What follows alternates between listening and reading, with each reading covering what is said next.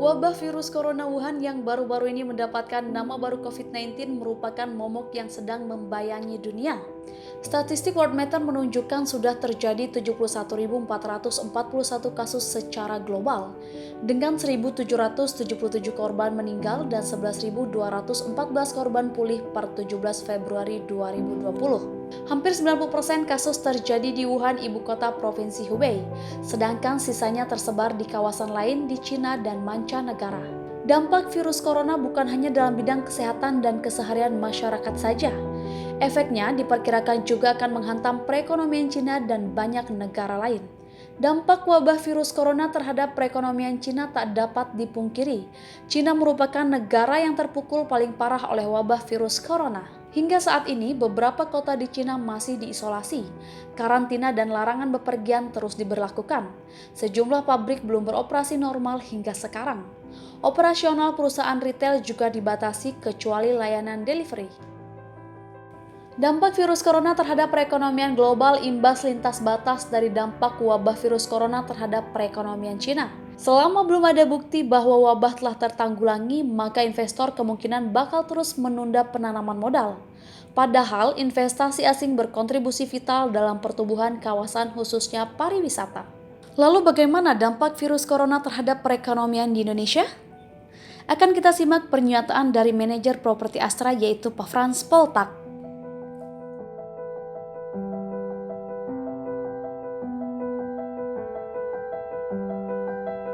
Ya, Tentang virus corona nih Pak, yang benar-benar sekarang benar-benar lagi dibicarakan di dunia ya, bukan Oh di iya, Indonesia aja. betul. Apalagi sekarang di Indonesia juga udah virus itu udah masuk gitu kan. ya. Menurut Bapak nih perkembangan perekonomian secara global nih Pak, karena ada dampaknya virus corona ini gimana nih Pak?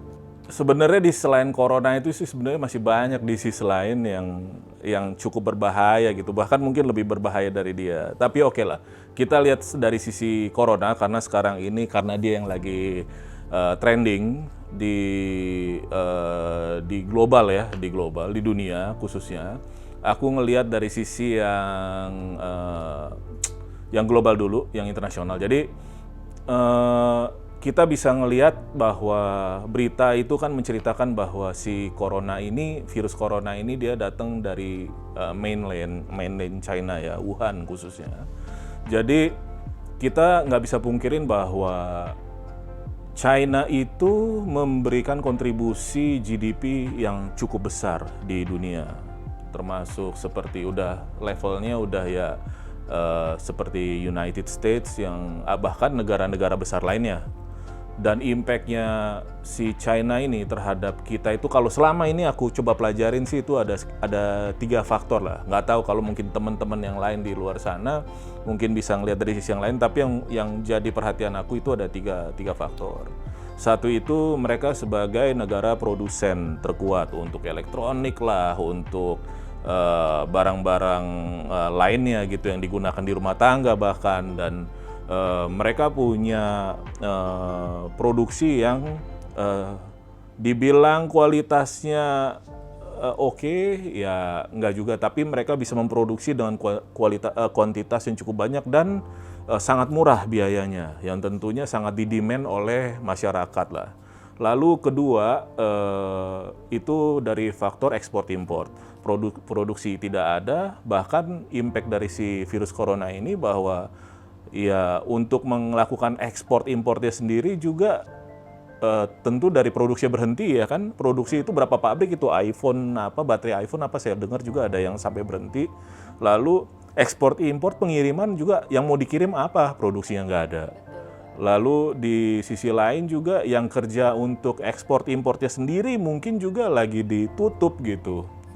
Aku bakalan ngulik nih Pak sedikit tentang masa lalu Bapak nih Pak. Waktu Tuh, Bapak yang mana tinggal nih? di Singapura Pak. Oh ya. Bapak kan sempat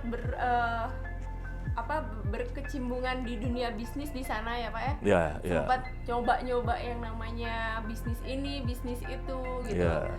Dulu saya baca dari profil Bapak Ya. itu kalau Bapak pernah terjun di dunia forex Pak. Oh ya. Iya. Boleh cerita Pak sedikit Pak? Bisa. Sebenarnya itu nggak masa lalu aja sih, sampai sekarang masih saya mainin gitu. Oke.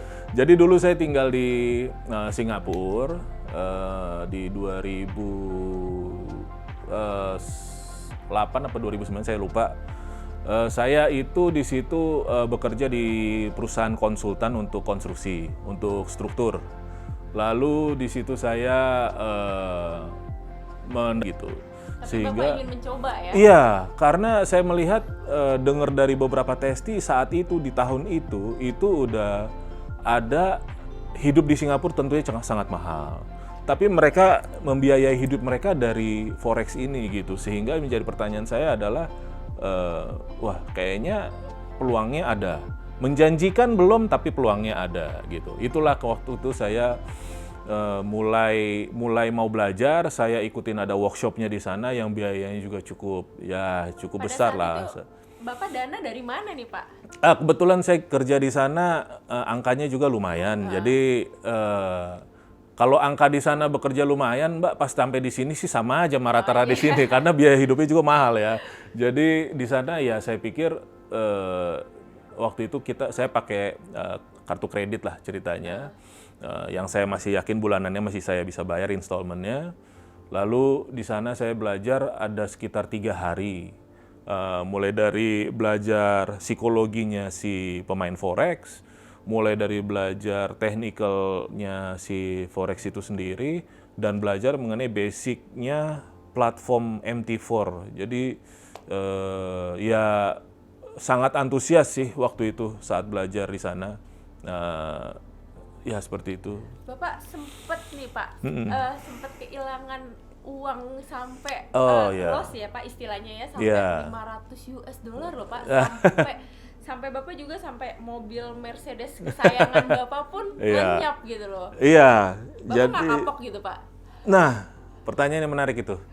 Jadi kalau untuk pas lagi belajar si forex ya, tentu kita untuk bisa dibilang jago itu nggak segampang kayak kalau kita kuliah kan ada SOP. Iya. Kita kuliah, kita belajar. Saya ngambil teknik sipil untuk ngebangun suatu bangunan itu mulainya kita planning dulu loh. Ini gambarnya, baru kita bangun pondasinya dan terus ada tahapnya. Kalau di forex itu dinamikanya tinggi sekali. Kita nggak cukup hanya dengan teori yang kita dapat, kita harus latihan dari psikologinya. Psikologi itu apa aja? Itu dari greedy-nya kita, dari nafsunya kita, emosi kita gitu. Nah, lalu yang ketiga itu di sisi lain dari psikologi. Nah, tentunya terakhir balik lagi adalah seperti apa analisa kita, jam terbang kita untuk menganalisa itu seberapa kuat gitu. Stres nggak sih Pak? Udah kerja terus Bapak harus ikut forex juga, tiba-tiba dalam open posisi Bapak harus masih ngelihat belum clear posisi nih gitu. Iya. Cuma kerjaan lagi banyak gitu loh. Stres nggak ya Pak? Kalau saya forex saya bawanya fun sih ya. Artinya setelah saya belajar kehilangan yang tadi kita bahas tadi, terus saya terus belajar, ketemu dengan beberapa guru yang ya buat saya yang ngajarnya berarti sampai sekarang berapa ya? 10 tahun lebih lah ya, 10 tahun lebih. Tapi ngajarin saya tuh nggak berhenti belajar lah gitu. Artinya dia membuat saya makin bisa namanya trading yang santai, tetap nikmatin quality of time gitu. Jadi pada saat bekerja, saya masih ngelit ada beberapa project di sini, ngelit desain, ngelit ya tentunya kalau namanya konstruksi itu tegangan tinggi lah. Tapi masih ada waktu buat keluarga kan Pak? Iya pasti, itu wajib. Tadi 10 tahun di bidang forex. Suka dukanya itu seperti apa sih Pak? Suka dukanya di forex itu kalau suka ya pas profit ya, itu udah pasti. Siapa yang enggak ya. Dukanya itu adalah ya pada saat kita ada berita-berita dari fundamental yang menceritakan bahwa ketidakpastian di dunia market, sehingga market global sendiri juga mengalami kebingungan, sementara entry kita kan juga berhubungan dengan hal-hal seperti itu ya. Seperti itu sih. Bapak sempat kehilangan Mercy kesayangan Bapak. Terus yang Bapak dapat itu sampai 10 tahun Bapak mau berlanjut di bidang forex ini nih udah dapat apa sih sampai Bapak pengen lagi? Oh ya udah, apa udah balik modal Pak Mersinya? Kalau balik modal Mersinya sih saya nggak tahu ya karena saya masih bekerja dan dari sisi forex juga ibaratnya menghasilkan tapi karena digabungin jadi satu jadi sepertinya nggak tahu saya ini dari forex apa yang dari hasil keringat kerja saya gitu. Jadi ya saya bersyukur aja lah artinya apa yang udah saya usahakan dari saya bekerja di bidang yang saya geluti dan forex ini yang sebagai tambahan saya untuk bisa mendapatkan penghasilan, ya Mercy itu udah bisa didapat, mudah-mudahan masih bisa nambah lagi sih. Seperti itu. Pak, Ya. sebelumnya tuh Bapak di Forex itu ikut pelatihan dulu apa emang otodidak dengan Bapak modal nekat doang gitu? Oh, pertama itu aku tentunya pelatihan, tapi pelatihan yang aku dapat ini sistemnya adalah kayak semacam beli putus lah. Artinya kamu bayar, kamu ngikut, udah habis itu kita nggak berlanjut lah tuh gimana. Lalu saya mulai belajar autodidak. Disinilah pas lagi masa autodidak inilah masa-masa paling kritis saya waktu itu karena dengan pemahaman yang sangat minim, dengan pembelajaran jam terbang yang masih sangat minim, memberanikan saya untuk berinvestasi dana yang cukup besar. Seperti itu sih dan akhirnya ya puji Tuhan ya ketarik semuanya hilang gitu. Ya seperti itu.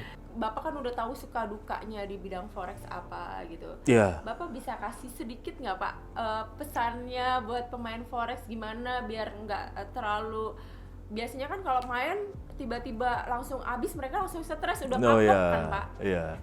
Iya, sebenarnya kapok, stres sama main blocking saya udah lewatin sih, udah ngalamin karena memang ya dana yang saya mainin tadi saya kehilangan 500-an juta rupiah itu cukup besar buat saya karena itu tabungan saya selama waktu saya bekerja di luar kan ada di situ juga dalam waktu less than 2 weeks lah itu just like that gitu. Jadi yang paling penting adalah kalau saya boleh saran satu adalah kita tidak boleh greedy. Itu paling vital. Pemain forex itu adalah emosi pada saat dia ngerasa greedy. Wah udah untung nih, udah hajar aja lotnya nih. Nah, itu satu. Lalu kedua, bisnis yang namanya forex itu tidak sama seperti berjudi. Semuanya ada analisanya. Semuanya ada cerita di balik apa yang yang dia pasang. Dia harus bisa menyisakan waktu untuk bisa lihat historinya kembali, lihat time frame-nya, lalu benar-benar menganalisanya apa yang dia udah percaya, itulah yang udah dia percayain aja, jangan rubah posisi, percayain aja sama analisa kita sendiri. Lalu yang ketiga adalah mengenai mind blocking. Jadi loss itu biasa. Kita ngelakuin cut loss, udah kita tutup aja, biarin aja nanti kita cari yang lain, itu biasa. Itu artinya bukan rugi, cut loss itu bukan rugi. Itu artinya adalah mendelay profit. Nah, itu hal yang perlu dipertimbangkan buat teman-teman di dunia forex yang sekarang lagi berkecimpung di sana, bahwa dinamika forex itu tinggi sekali. Kalau guru saya tuh sampai bilang forex itu rimba gitu. Jadi judi ya Pak? Enggak Pak? judi karena dia harus profit. Forex kalau namanya bisnis itu harus profit. Kalau judi itu sebelum saya menggeluti benar-benar itu saya pakai buat judi memang. Tapi akhirnya makin ke sini saya belajar sama para pakar bahwa bisnis forex ini harus menghasilkan sehingga membuat saya lebih serius untuk ngedalamin ini. Ya sampai sekarang sih sangat menghasilkan sih untuk saya. Untuk kalangan-kalangan muda nih Pak yang mau Yeah. bisnis di dunia pengen mencoba di dunia forex ini perlu modal yang cukup besar nggak sih Pak? Oh enggak lah. Apalagi untuk yang belajar nih, misalnya kayak Yeah. saya pengen belajar nih butuh modal besar Oh, nggak oke. sih gitu? Kalau biaya besar itu untuk kita belajar, itu adalah investasi. Artinya biaya mahal itu, tapi di luar sana dia udah cukup menjanjikan. Kita belajar di sana, ngeluarin dana untuk kita belajar, itu adalah investasi untuk pengembangan diri kita. Untuk kita bisa lebih baik lagi tradingnya. Kalau berharap untuk kembali 100% dalam belajar gitu, bisa nggak? Oh bisa dong. Oh, bisa? Iya harus bisa dong karena memang akhirannya bahwa yang penting kita ngejar break even point-nya untuk modal di investasi kita yang untuk belajarnya. Jadi tentunya akhirannya adalah jam terbang sih, Mbak, gitu. Artinya memang harus terbiasa ngelihat chart, ngerasa ketarik, floating, minus, itu hal yang lumrah sih. Iya.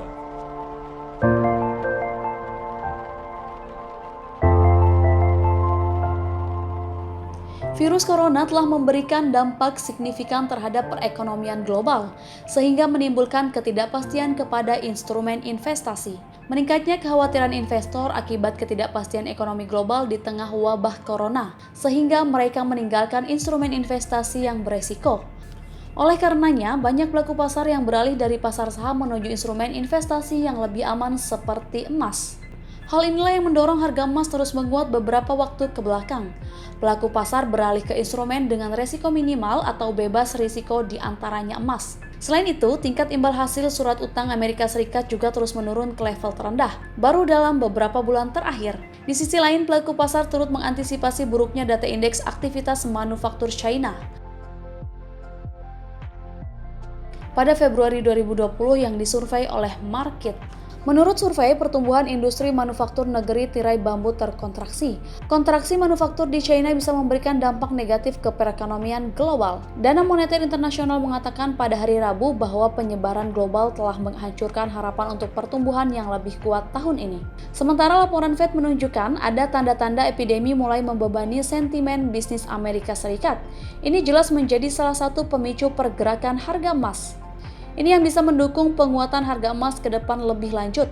Diperkirakan harga emas akan bergerak di rentang 1.600 US dollar sampai 1.750 per troy ounce dengan kecenderungan menguat pada pekan ini.